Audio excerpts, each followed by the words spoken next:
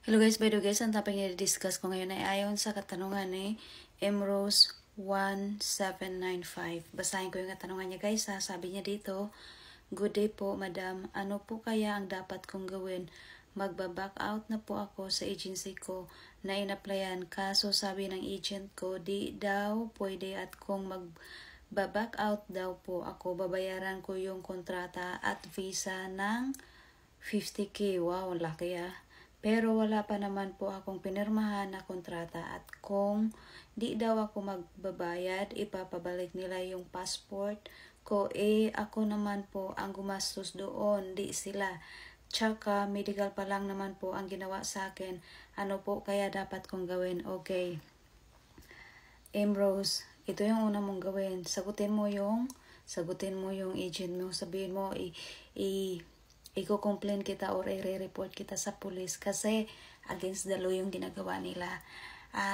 Kahit sino, sabihin na natin, kahit meron ka ng kontrata or employer, kung gusto mo mag-back out, walang magagawa sa agency kundi usap or makipag-ayos sa iyo, or kung meron man silang pababayaran sa iyo, dapat bayaran mo, ganun lang yun. Pero hindi nila pwedeng sabihin sa iyo na hindi ka pwedeng mag-back out. Anytime pwede ka mag-back out kahit meron ka ng employer. Yun nga lang, pagkakaiba kung meron ka ng employer at saka lahat na process na, yun nga lang, meron ka talagang babayaran sa kanila kasi meron na nga silang nagastos, diba? Pero yung sabihin nila na hindi pwede, hindi yata tama yun.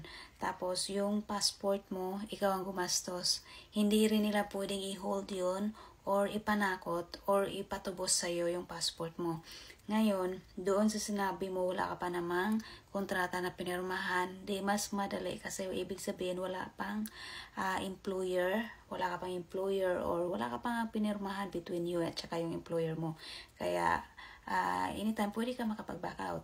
Tapos ang bayaran mo lang kung meron na silang papabayaran, dapat yung may resibo lang.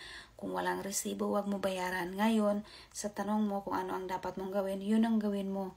I-report mo sa police kung ayaw nila balik yung passport mo. Sabihin mo sa kanila, i-report ko kayo sa police kung i-hold nyo yung passport ko. Kasi guys, alam ng agency yan or alam ng agent mo yan na mali yung ginagawa nila. Or pwede rin kayong pumunta sa POAA, i-report mo sila kung ayaw nila ibalik yung passport mo. Kung gusto mo naman ng madalian, pwede kang pumunta kay Sir Rafi Tulfo.